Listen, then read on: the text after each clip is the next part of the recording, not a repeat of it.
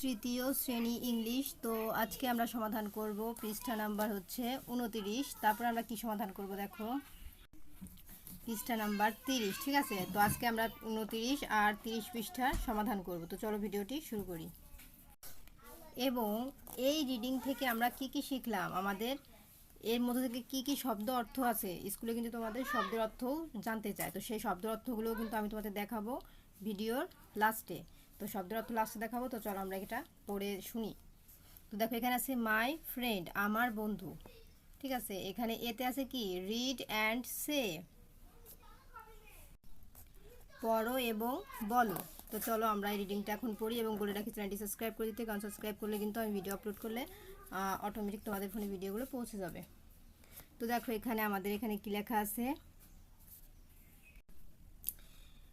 I am Sunil, আমি Sunil. I am 8 years old, আমার বয়স 8 বছর। I have many friends and Rahat is my best friend. Rahat is my best friend. তো এখানে বলেছে আমার অনেক বন্ধু রয়েছে এবং রাহাত আমার সবচেয়ে ভালো বন্ধু। He is also 8 years old,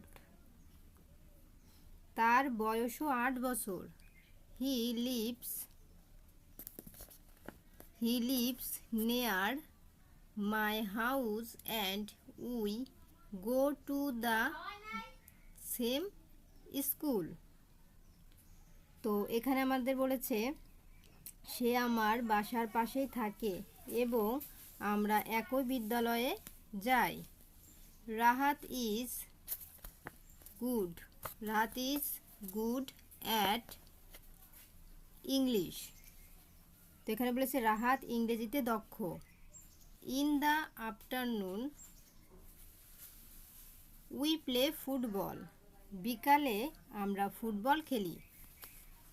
তারপরে দেখো এখানে আমাদের কিন্তু এই প্যাসেজটা কমপ্লিট। এখন দেখো বি নাম্বার কি বলেছে, পেয়ার ওয়ার্ক অ্যাক্স অ্যান্ড অ্যান্সার, জোড়াবদ্ধ কাজ, জিজ্ঞাসা করো এবং উত্তর দাও। তো এগুলো হচ্ছে জোড়াবদ্ধ কাজ, এগুলো আমাদের কী করতে হবে, জিজ্ঞেস করতে হবে এবং উত্তর দিতে হবে। তো দেখো এখানে আমাদের এক নম্বরে বলেছে হাউ ওল্ড ইজ সুনীল, সুনীলের বয়স কত। তো সুনীলের বয়স কত, তো চলো আমরা একটা উত্তর দেখে নেই। এই যে দেখো সুনীলের উত্তর, এই যে হাউ ওল্ড ইজ সুনীল, সুনীলের বয়স কত, উত্তর হবে যে Sunil is 8 years old, সুনীলের।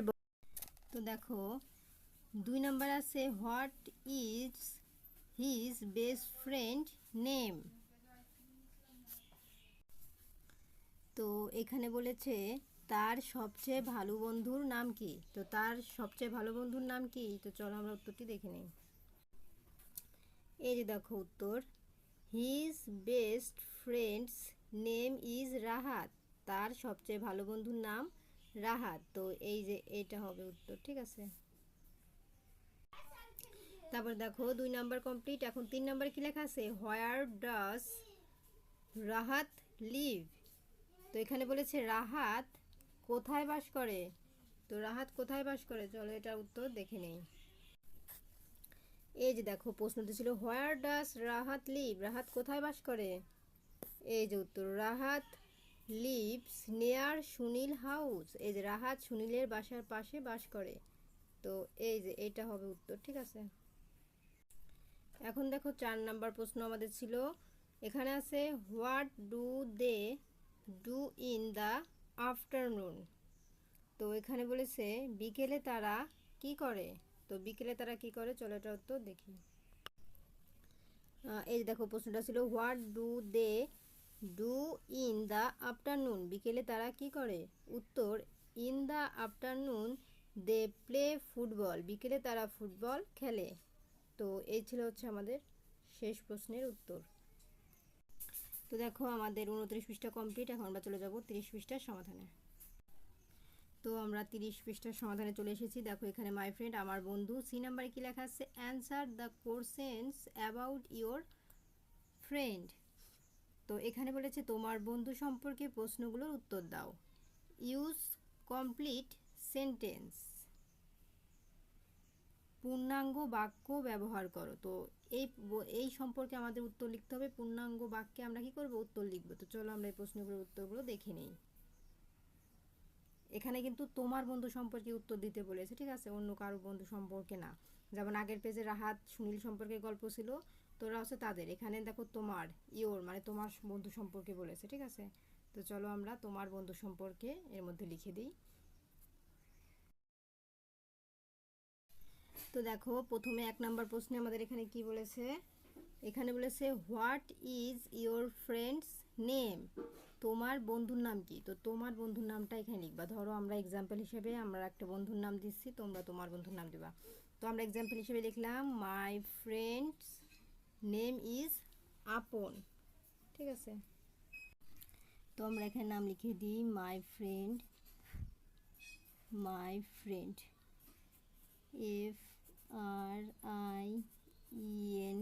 My friend name NAME is আপন APON আপন। মাই ফ্রেন্ড নেম ইজ আপন। এখন 2 নম্বর প্রশ্নে আমাদের কি আছে, how old is your friend. তো how old is your friend, এখানে বলেছে তোমার বন্ধুর বয়স কত, এখানে তোমার বন্ধুর বয়স দিতে হবে। তো আমরা আমার বন্ধুর বয়স কি দিলাম, এই যে my friend FRIEND my friend is 8 years years old OLD old, এই যে, ঠিক আছে। মাই ফ্রেন্ড ইজ 8 years old, আমার বন্ধুর বয়স কত, 8 বছর। এখন দেখো 3 নম্বর প্রশ্নে কি আছে, do you go to the same school. তো এখানে বলেছে তোমরা কি একই বিদ্যালয়ে যাও। তাহলে আমরা উত্তরে কি লিখব, ইয়েস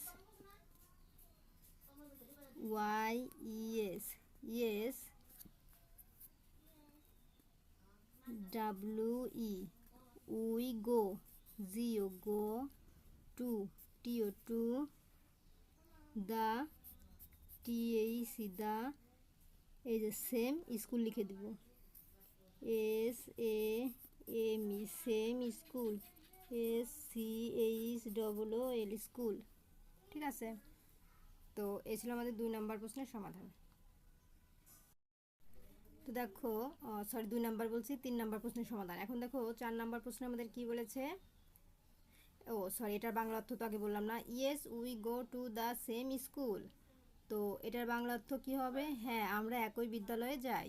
এখন দেখো 4 নম্বর প্রশ্নে আমাদের কি বলেছে, ডু ইউ প্লে টুগেদার, তোমরা কি একসাথে খেলাধুলা করো। তাহলে আমরা উত্তরে কি লিখব, yes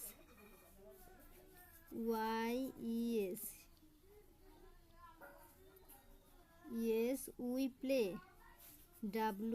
we play play we play together TOGE, এই যেখানে লেখা আছে তোমরা দেখে লিখে দিও THER together. Yes we play together in the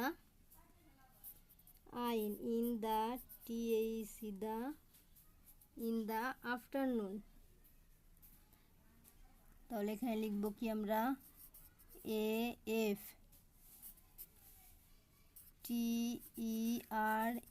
AFTERNOON afternoon, ঠিক আছে।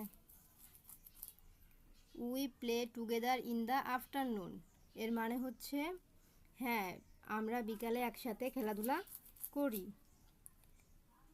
তারপরে দেখো 5 নম্বর প্রশ্নে কি আছে, what game do you play,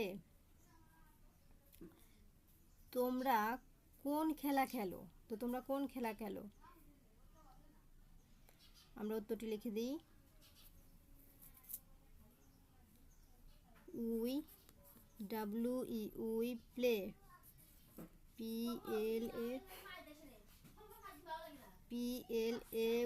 play we play cricket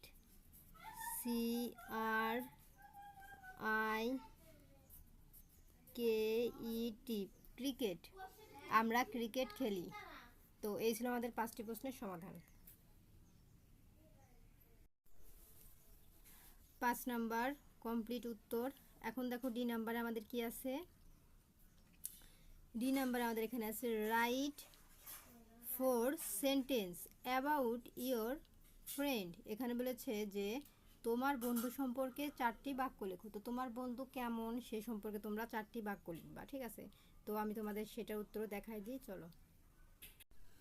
হ্যাঁ, এই যে দেখো 4টি বাক্য লিখতে বলেছে। এই দেখো আমরা লিখেছি অ্যান্সার। এই যে the name of my friend is Apon.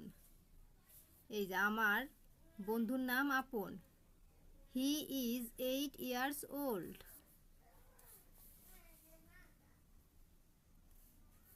এই যে তার বয়স 8 বছর।